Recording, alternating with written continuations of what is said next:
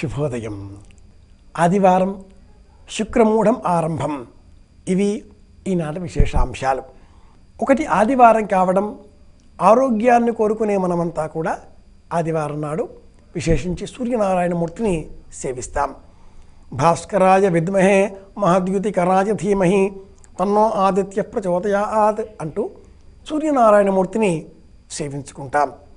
అలాగే శుక్రమూఢం ప్రారంభం. ఈ రోజున మనం ప్రత్యేకంగా మూఢం గురించి తెలుసుకుందాం. సూర్యనారాయణమూర్తి తన సంచార నియతిని అనుసరించి ఏ గ్రహానికి సమీపంగా ఉంటాడో ఆ కాలమంతా కూడా ఆ గ్రహానికి మూఢం అని పేరు. ఈ నవగ్రహాలలో ప్రత్యేకించి సూర్యనారాయణమూర్తి ఇలా శుక్రుని సన్నిహితంగా ఉన్నప్పుడు, అలాగే గురువుకు సన్నిహితంగా ఉన్నప్పుడు, ఈ రెండు కాలాలలో గురుమూఢం, శుక్రమూఢం అని మన పంచాంగాలు వివరిస్తాయి. ఈ మూఢాల కాలంలో శుభకార్యాలు, శోభస్కరమైన కార్యాలు చెయ్యకూడదు అని కూడా పంచాంగాలు విధి నిషేధాదులను సూచిస్తాయి.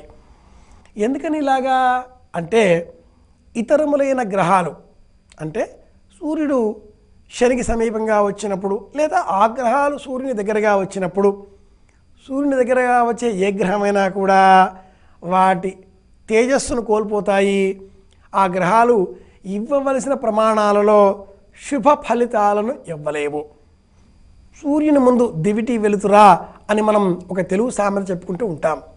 ఏమిటి అర్థము అంటే, సూర్యనారాయణమూర్తి వెలుతురు ఉన్న సమయంలో ఇంకా ఏ వెలుతురు కూడా తమ వెలుతురు లక్షణాన్ని సంపూర్ణంగా ప్రదర్శించలేదు. ఇది నిజమే కదా.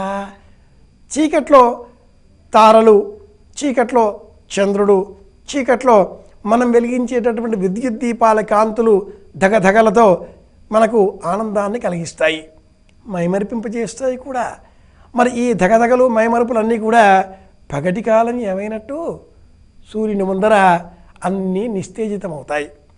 అలాగే గ్రహాలు కూడా సూర్య సంబంధితంగా శుక్రగ్రహం సన్నిహితంగా వచ్చినప్పుడు వివాహాదులు ఆచరించరు. ప్రత్యేకించి శుభకార్యాలు, కార్యాల గ్రహామతులు, కరామతులు ఇవేవి కూడా ఆచరించరు. శుక్రమూఢం, గురుమూఢం అని చెప్పుకుంటూ ఉంటాం. కనుక ఈనాటి విశేషం శుక్రమూఢం, గుర్తుపెట్టుకుందాం. అలాగే ఆదివారం కనుక సూర్యనారాయణమూర్తికే సంబంధించిన మరి ఒక విశేషం, ఆరోగ్యం భాస్కరాదిచ్చేత్. ఈ రోజున మనం ఆదిత్య హృదయం పారాయణం చేద్దాం. శరీరంలో 72,000 నాడులు ఉన్నాయి. జీవ ప్రక్రియ, మెటబాలిజం అంటాం ఆంగ్లంలో. ఇది సక్రమంగా వ్యవస్థీకృతమై పనిచేయాలి అంటే ఈ శరీరానికి సూర్యకాంతి తప్పనిసరి. సౌరకాంతి లభించిన ప్రమాణం బాగుంది, శరీరం ఆరోగ్యవంతమవుతుంది. ఏమంటే ఒక విషయం గమనిద్దాం. పట్టపగలు ఎక్కడైనా మరణాలు సంభవిస్తాయా? లేదే. ఎంతో పెద్ద ప్రమాదం సంభవించినా కూడా ఆ ప్రమాదంలో చిక్కుకున్న వ్యక్తులు రక్తం ధారగా కారిపోయింది, విలవిలా కొట్టుకున్నారు, అవయవాలు పనిచేయడం లేదు, గగ్గోలు పడుతున్నారు, ప్రాణాలు పోవు. చాలా కష్టం. అధాటుగా ఎక్కడో కదాచిత్ తప్పిస్తే రోగంతో, రుజ, జ్వరం, రోగం, వృద్ధాప్యం ఇలా బాధపడే వాళ్ళెవరూ కూడా మిట్ట మధ్యాహ్నం మరణించరు. సూర్యాస్తమయం అయిన పిమ్మట తిరిగి సూర్యోదయం వరకు, సామాన్యంగా తెల్లవారుజామున, అర్ధరాత్రి అలాంటి వృద్ధాప్యం, ఆయాసంతో వచ్చే మరణాలు సంభవిస్తూ ఉంటాయి.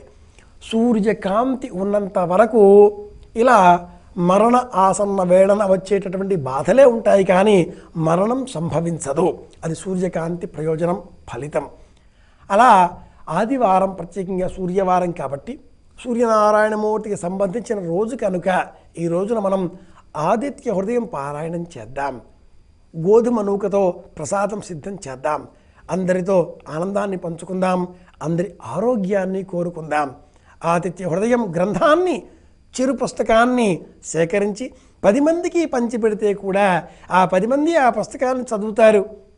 వాళ్ళు చదవడంలో వచ్చేటటువంటి కొద్ది గొప్ప పుణ్య బలం మనకు కూడా లభిస్తుంది. 10 మంది చేత చదివింపజేసిన వాళ్ళం అవుతున్నాం. ఇలా కూడా ఆలోచన చేద్దాం. పుణ్య బలాన్ని పెంచుకుందాం.